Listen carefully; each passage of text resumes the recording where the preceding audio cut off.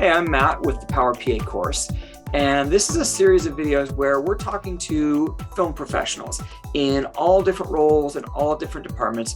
We want to ask them how they got where they are, what they think of the department that they're in, and just what it's like in the real world, what it's like to be in that department.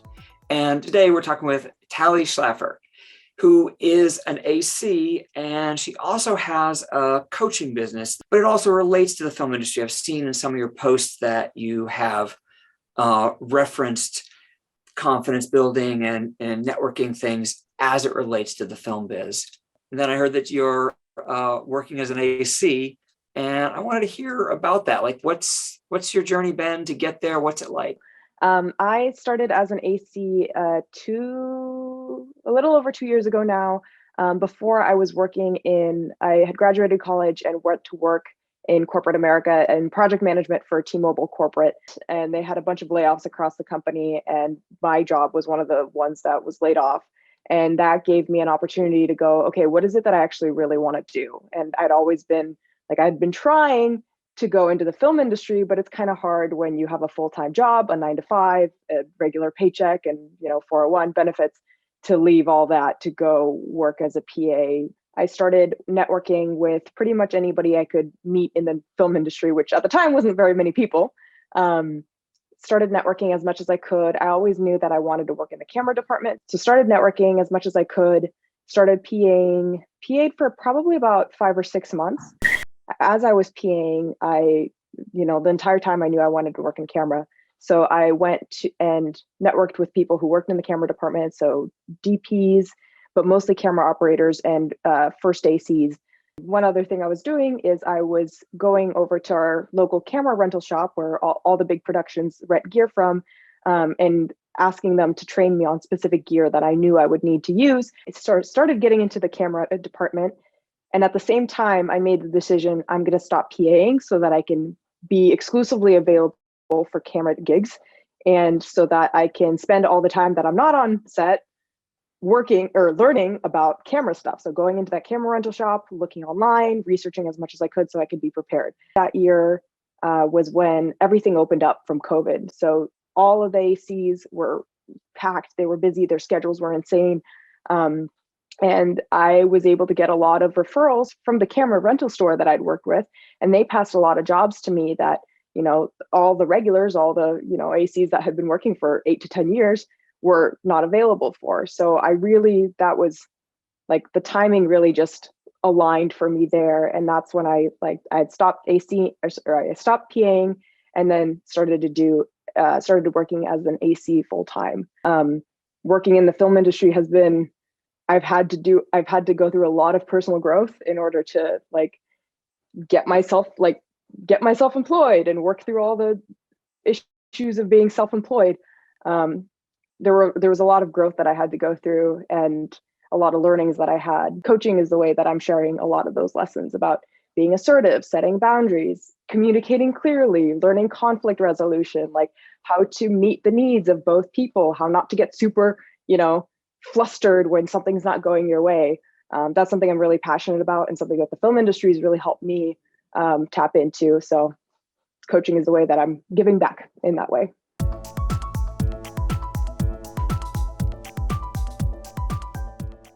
I think a lot of people picture the film industry as being great big feature films. And, the reality is that's one part of things, but a lot of people make their living on smaller sets and corporate film. So with both of those in mind, can you just give us a general idea of what a camera department usually looks like? Like what's a bigger set might look like this, or a smaller set might look like this, and how are they different? So on a typical film set, you have the director of photography who's in charge of both lighting and camera movement. So it kind of splits their time halfway in each department, in camera and then in G&E. And then in the camera department itself, you have your camera operators for A cam, B cam, C cam, however many cameras you have. You have your camera operator who's in charge of running the camera, setting the composition. If you haven't been on a film set before, it can be really incredible to see just how much stuff and how much gear goes into just having one camera run.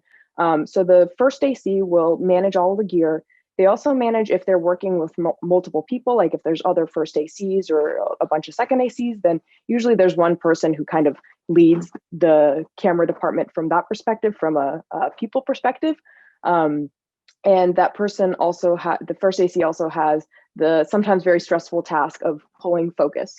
And so anytime you use a cinema lens, you have to have somebody who is sitting there and adjusting the focus on the camera lens.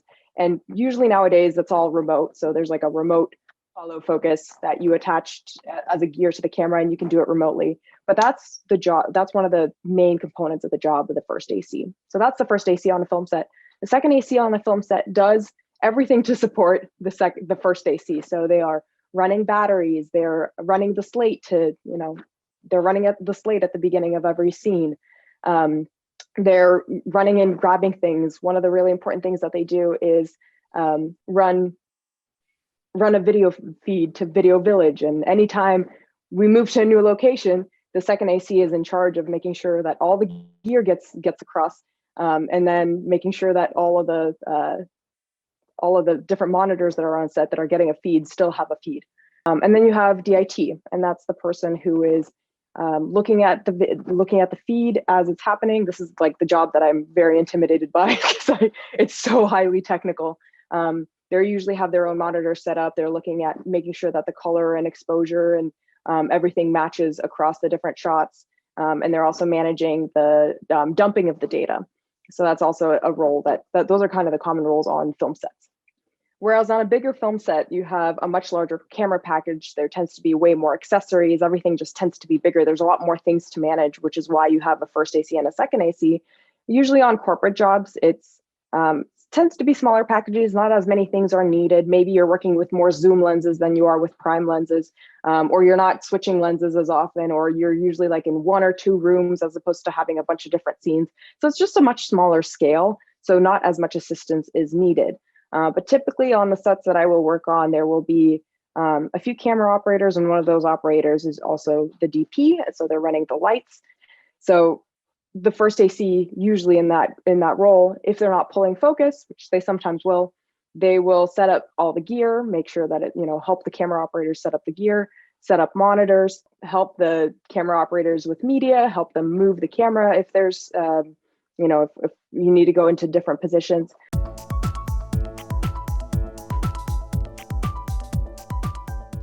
So, what that really makes me wonder is how many DPs does it take to change a light bulb? Well, you wouldn't need any DPs, but if you're asking about ACs, you would need two ACs. So one to move the camera out of the way, and then the second AC to go ask the gaffer to go change the light bulb. Good point. So does everybody want to be a DP? Is that like, if you go into the camera department, is that the absolute goal for everybody?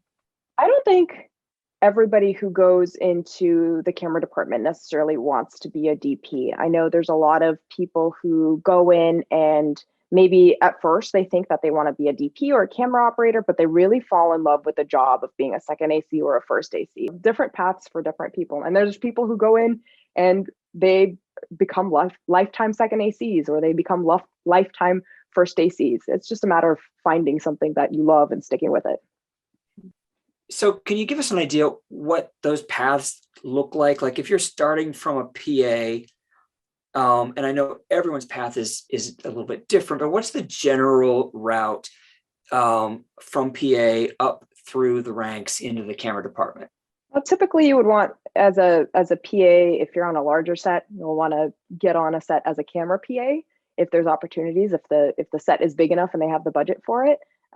What I ended up doing, I think I was a camera PA for one day, and then first AC I had worked with, like at the very beginning of my career as a PA, reached out to me because he needed a second AC. So that's how I kind of got my chops working as a second AC. But you typically work your way up the ladder. You do camera PA, second AC, first AC, camera operator. But people jump around, and you can also, like, if there's not a whole lot of camera PA positions, it might just be a matter of you jump in and start working as a second AC. Tell me about your experience as a PA. What was, if you remember a couple of things, like what was the worst thing or the best thing? What did you love about it? What did you hate about it? Just tell me about being a PA. When I worked for T-Mobile, they were super, super customer service oriented. Like it was the culture of the company. And so that's what I came in to PAing as. I was very customer service oriented, and I really treated it as a customer service job. So I saw myself as like, yes, I'm going to do like be the errand girl and like fetch random stuff and, maybe take a lunch orders now and then and take out the trash. But really it's like I saw my job as helping other people, helping other crew members' lives be a little easier that day, like lightening their load a little bit so they can focus on their job and they can have fun with their job and they can like maximize on their potential rather than having to sweat the small stuff. It was a really interesting balance to try to strike between doing your job and as a PA and being available, for producers when you were needed, but also, taking advantage of the opportunity of being on set to connect with people. It's a very fine line between being available and wanting to network and also, smothering people. And I think a lot of people find that out the hard way. Like I've definitely had PAs that kind of hover over me, like expecting me to share things with them as I'm getting ready. And I'm like, this is just stressful. But I've also seen PAs that kind of hide off in the corner and are like too afraid to say hi or to introduce themselves. Hopefully you're not trying to be a PA forever. You're trying to find out about different departments and network with people and learn about opportunities and learn about what they do. But that's also not like the main focus of the day. So striking that balance of what's appropriate and what's like, I will say one thing, as what I found as someone who works in the camera department is the first hour or 2 hours of the day is the most stressful part of the day for me when I get to set, because that's when I'm loading in all my gear. That's where I'm figuring out, okay, where is camera department? Where are we putting our stuff? What do we need to do? That's like when I'm building cameras and like setting stuff up. That's like when I'm thinking the hardest that day. And so that also kind of tends to be when the very eager PA will come over and be like, I'm interested in camera department. Can you walk me through stuff? And I'll have to go, not right now. I have to set up the shot so people can light for it. So that's something to be mindful of. Like usually at the beginning of the day is when people are like at their like highest level of processing. So just maybe stopping by a little later as you see they've settled down, and asking some questions is more appropriate. What little bit of advice would you give to yourself from 2 years ago? Hang in there. It's going to take some time to get jobs, especially as you're starting out, as not a lot of people know you. It's going to take some time to build a network. It's going to take some time to build trust. So don't take it personally if you're not getting as many jobs as you want to, or if things are going a little slower than you expect. And I remember actually from talking to you previously that you really reached out to a lot of people. How do you do that outreach, and how important is it to really talk to people? I approached networking as a project. So I actually kept an Excel sheet and added people's names to it as I, found people that I wanted to reach out to, or I heard of people that were in the camera department and I wanted to reach out to them. And I also gave myself specific goals. Like every week I would tell myself I need to reach out to at least 5 people. If I'm not working, then I got to reach out to at least one new person a day, at least try. And it was, I think when you're networking, it's really hard not to take it personally if somebody doesn't email back. And I find sometimes people don't email back. So I really looked at networking as an objective task that I needed to do. I need to like bump up my numbers as much as I could of like reaching out to people. And only when my numbers passed a certain point was when my networking like hit a tipping point and really started paying off in terms of opportunities and connections and jobs that I got. So when you reach out to somebody, what do you do? What do you say? So I got really specific about, number one, who I'm talking to. So at first I was kind of, spray and praying. I was reaching out to any producer or makeup person or whoever would be willing to talk to me. But after I, made the decision, nope, I'm doing camera only, I really only talk to camera operators and mostly first ACs, like people in the job that I wanted to be in. And when I reached out to them, I would be very specific. I would say, hey, I'm Tali. I've been PAing for the last 5 months. Here's my experience. Like, here's the stuff you can expect me to know and understand. And here's the stuff that I don't know that I think you can help me with. People are much more responsive when they know specifically what you're asking from them, because otherwise, like, just imagine that you've been working in this role for 10 years and like how much knowledge you have, like how much in-depth knowledge you have to have about every component of your job. So when somebody asks you like, hey, can you tell me what it is? Like, can you tell me about your job? Or like, can you walk me through the camera? Like the camera, it's like, I don't know, dude, where do you want me to start? Like, it's a very, being specific with people really helps them, because then they can answer specific questions. And that feels really good for both them and for you as the person who needs help.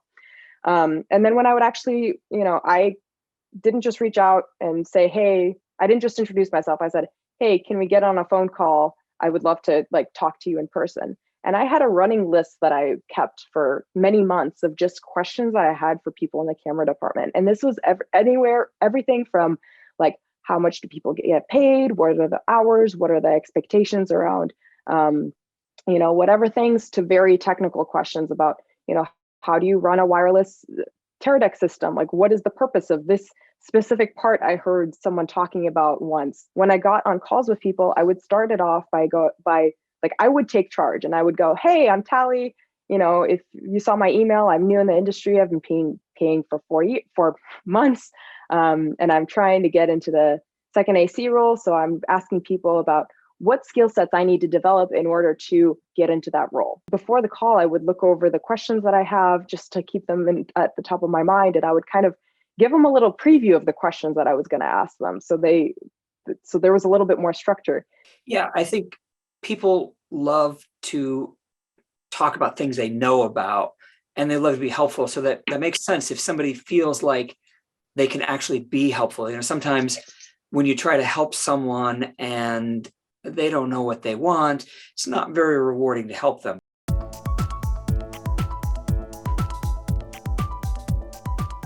The biggest thing I learned in my experience as a PA going into ACing was how to say no and not like be flooded with anxiety about it. But in that time when I was transitioning from PAing to just ACing, I right at that time is when I was flooded with requests to PA. Like every day I was getting new jobs being thrown at me. So it was really hard to say no. And there were a lot of times where I was like, ooh, but this producer really I want to stay on good terms with them. And I'm going to feel so bad if I tell them no, because what if they don't like me? Or what if they think I wasn't appreciative of the first 3 jobs that they gave to me? Learning to say no in a kind way without overthinking it, without being crippled by anxiety, without feeling guilted or obligated to take the job. That's really a skill that working in the film industry helped me ramp up. I still needed to practice that skill as I was in the camera department, because sometimes there were jobs that seemed like they were going to be too stressful. For some reason, they wouldn't jive with me, or sometimes I was planning to take a few days off and that gig would come up and I had to have the little internal battle of well, do I stick to my guns and give myself the time off, or, do I say yes just because I'm available? I learned to just say, no, I'm not available. And if the reason I'm not available is because my friend was having a birthday party that day, I'm not going to share with that person, but I'm also not going to guilt trip myself for that. So that was hard to learn. And I also have had to say no to a couple of jobs as a camera or as an AC and as a camera operator that were just a little too out of my league. There was a job that had asked me to set up a camera with it in an hour within the first day without any sort of prep. And I wasn't familiar with any of the gear that was at hand. So I had to decline it after I had learned more information about it. And I was really candid with the producer. I told them, I know you guys can't afford an extra prep day, and you only have an hour for whatever reason at the beginning of the day.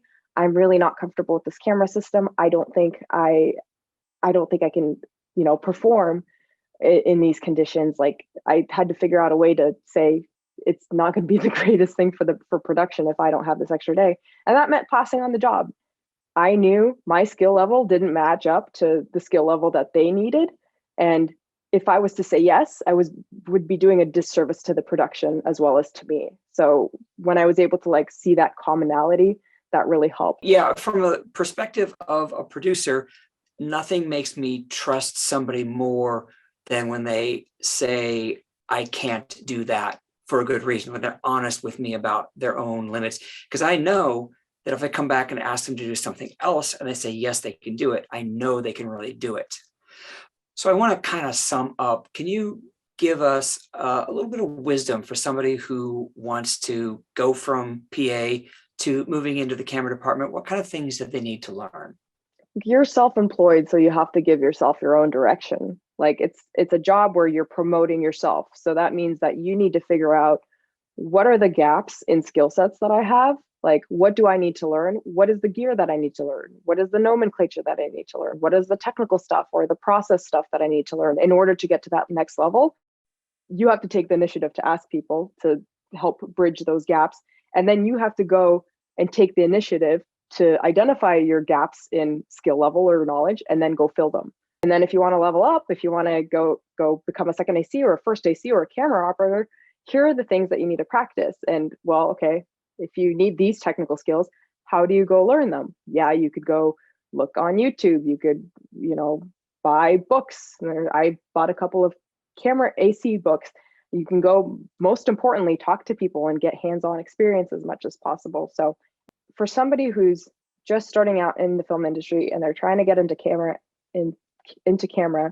I would say be your own boss. Figure out the areas that you need to learn about, the specific areas that you need to learn about, and then ask yourself questions like, how am I going to get the skill set?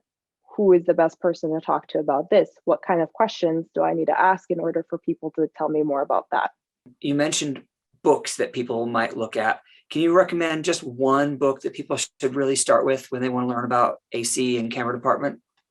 There's the Camera Operator's Manual. It's pretty technical, dense, but even if you don't make your way through the entire thing, it'll at least give you ideas of the kinds of questions that you need to ask or the kinds of gear that you need to learn about. It's good context and good reference.